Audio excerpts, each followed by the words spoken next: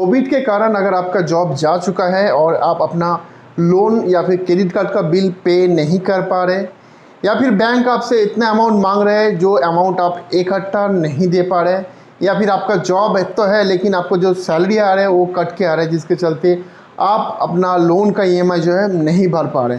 सो में से कोई भी एक सिनेरियो आपके साथ हो रहा है तो इस वीडियो को जो है इसको आप स्किप मत करिए, क्योंकि इस वीडियो में मैं देने वाला हूँ ऐसा 3 सॉल्यूशन जो कि आपकी परेशानी को ख़त्म कर सकता है और आपका जो भी लोन चल रहा है या फिर क्रेडिट कार्ड का बिल है जो आप दे नहीं पा रहे या फिर सेटलमेंट नहीं कर पा रहे हो, उससे आप जो है छुटकारा पा सकता है। सो दोस्तों, आप जो वीडियो को कंप्लीटली देखिए। मैं हूं हसन, आप देख रहे हैं यू नीड टू नो।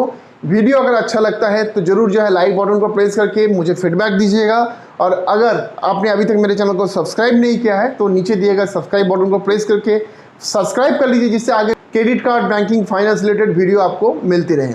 तो चलिए दोस्तों, बात करते हैं मेन टॉपिक के ऊपर। लेकिन दोस्तों उससे पहले आपको मैं एक पोल दिखाना चाहूँगा जो कि मैंने आज क्रिएट किया था और पूछा था कि कोविड का जो है ओरिजिनल मेडिसिन क्या है। उसमें मैंने 3 ऑप्शन डाला था, जहाँ पे बोला गया था कि वैक्सीन है ऑप्शन 1, ऑप्शन 2 में जो है सोशल डिस्टेंसिंग, और ऑप्शन 3 जो था इलेक्शन लड़ा।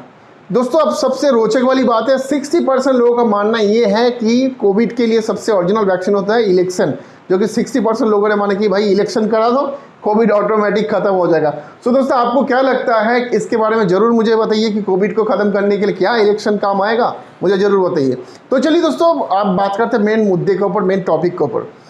देखिए दोस्तों, आज के टाइम में ऐसा हो रहा है कि बहुत लोगों का जो है लोन जो है एनपीए में जा रहा है, जिसके चलते जो है फाइनेंस कंपनी से अप्रोच किया जा रहा है, इधर आप जो है अपना पूरा आउटस्टैंडिंग पे कर दीजिए और लोन को जो है रेगुलर पे करते रहिए, या फिर आप जो है अपना लोन को सेटलमेंट करिए। अभी दोस्तों होता क्या है, दोनों सिनेरियो में आपको एक ह्यूज अमाउंट का जो है बकाया बोला जाता है पे करिए। इधर सेटलमेंट होता है, आपको बोला जाता है भाई 1 लाख, 1.5 लाख, 2 लाख पे कर दो, और या फिर अगर आपको बोलता है कि आउटस्टैंडिंग क्लियर करने के लिए, तो भी उस सिनेरियो में उतना अमाउंट चार्ज किया जाता है, डिपेंड अपॉन कि आपने कितना अमाउंट आपने लोन लिया है। लेकिन दोस्तों दोनों सिनेरियो में होता है कि आप इकट्ठा जो है उतना अमाउंट लोग पे नहीं कर पाते, जिसके चलते उनके सामने कोई रास्ता नहीं रह जाता कि उसको कैसे पे करें और लोन को जो है कैसे ख़त्म करें। सो दोस्तों, आज के लिए मैं बताना चाहूँगा आपको, मैं 3 ऐसा सॉल्यूशन बताऊंगा जिसमें से आप एक जो है, कोई भी एक जो है आप इस्तेमाल कर सकते हैं। कि आज के टाइम में सबसे बड़ा जो इशू हो रहा है वो हो रहा है दोस्तों सेटलमेंट के टाइम में। आप देखोगे अगर आपका मान के चलिए 2 से 3 लाख का अगर आपका लोन है तो उसमें 1 से 1.5 लाख के अंदर अंदर आपको जो है सेटलमेंट हो जाता है। अब इस कंसर्न ये आता है कि 1-1.5 लाख इकट्ठा आपको कहाँ मिले।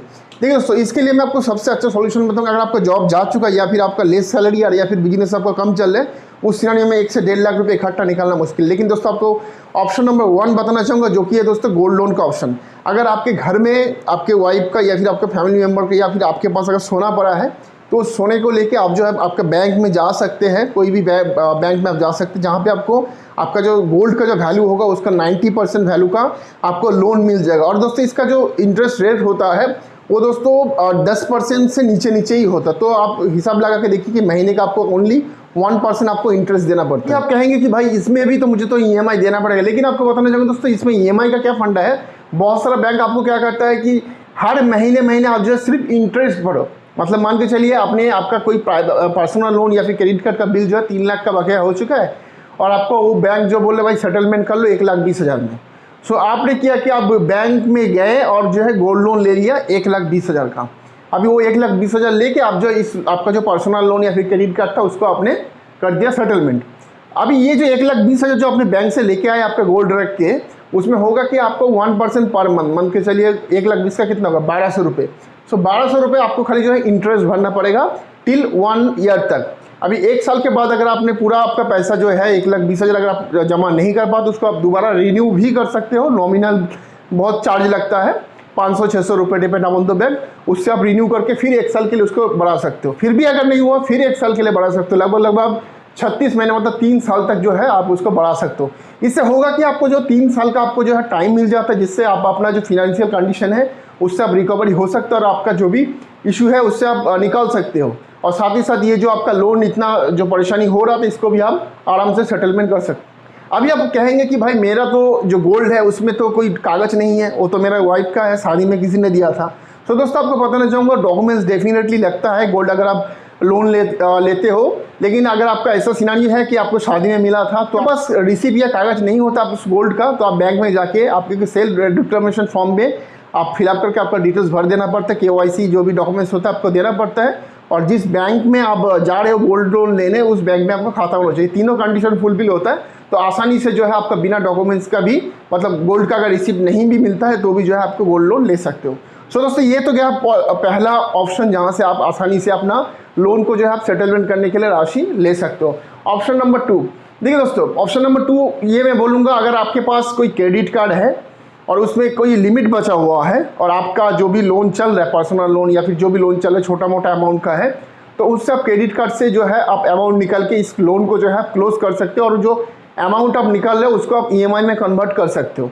अभी 1 साल 2 साल के लिए आपको पता है कि क्रेडिट कार्ड जो लोग यूज़ करते हैं सबको पता है कि अप टू 2 ईयर्स तक जो है आपका EMI चलता है। अभी होगा कि इसमें आपका लोन जो है ख़त्म नहीं हो रहा है, लेकिन अमाउंट है वो आपको इकट्ठा नहीं भरना पड़े, क्योंकि दोस्तों आज के टाइम में मैक्सिमम लोगों को क्या हो गया कि आउटस्टैंडिंग अमाउंट जो EMI था वो EMI 5, 6, 7, 8 महीने का एक साथ माउंट हो गया, तो वहाँ पे एक साथ 30, 40, 50 हज़ार जमा मतलब निकालना तो मुश्किल है।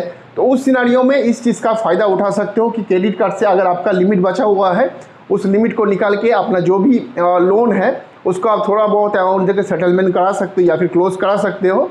और ये जो आप अमाउंट निकाल रहे हो इसको आप EMI में कन्वर्ट कर सकते हो 2 साल के लिए, 1 साल के लिए, भले उसमें आपको इंटरेस्ट ज़्यादा जाएगा, अंडरस्टूड, लेकिन आपका जो परेशानी हो रही है कि इकट्ठा 30, 40, 50 हज़ार निकालना वो आपका बंद हो जाएगा।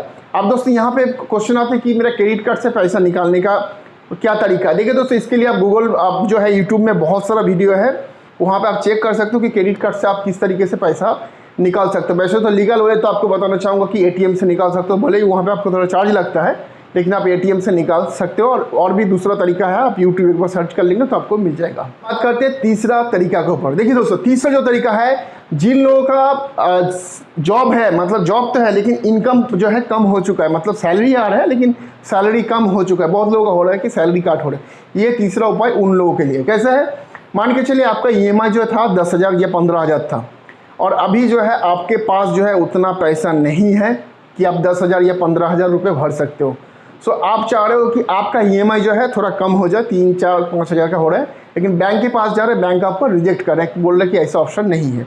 सो दोस्तों आपको बताना चाहूँगा, अगर कोई भी पर्सनल लोन है, सो इस सिनेरियो में अगर ऐसा हो रहा है कि आपको EMI थोड़ा कम करना है, तो आपको बताना चाहूँगा बैंक मैनेजर से बात कर सकते हो। वहाँ पर होता क्या है कि आपका अगर कोई भी मॉर्गेज है, मतलब मॉर्गेज मतलब हो सकता है आपका कोई ज़मीन का पेपर हो, या हो सकता है कोई एसेट हो, या फिर हो सकता है घर का पेपर हो, कोई सिक्योरिटी एसेट जो होता है वो देख के जो है अपना अनसिक्योर लोन, मतलब पर्सनल लोन वगैरह को आप जो है सिक्योर लोन में कन्वर्ट कर सकते हो। उसमें होता क्या है, आपका लोन जो है फ्रेश लोन में मतलब रिस्ट्रक्चर हो जाता है और उस सिनेरियो में आपका EMI भी कम हो जाता है। और यहाँ पे बैंक राजी हो जाता है, क्योंकि बैंक जो है उनके पास सिक्योरिटी पहुँच जाता है कि हाँ भाई ये बंदा जो है पैसा नहीं दे पा रहे, उसके बदले ये जो है कुछ सिक्योरिटी दे रहा है, तो बैंक खुशी खुशी वहाँ पे आपका लोन को जो है रिस्ट्रक्चर कर देता है और आपका जो अनसिक्योर लोन था, मतलब जो पर्सनल लोन था, उसको सिक्योर लोन में कन्वर्ट कर देते, तो जहाँ आपका EMI अमाउंट जो है वो काफ़ी कम हो जाता। तो उस सिनारियो में आपका जो भी परेशानी हो रहा था कि आपको उतना अमाउंट का EMI नहीं भरना हो रहा था, तो उससे आप जो है मुक्ति पा सकते हो। आई होप आपको वीडियो अच्छा लगा होगा। हम मिलते हैं अगले वीडियो में, तब तक अपना बहुत सारा ख्याल रखिएगा। जय हिंद, वंदे मातरम।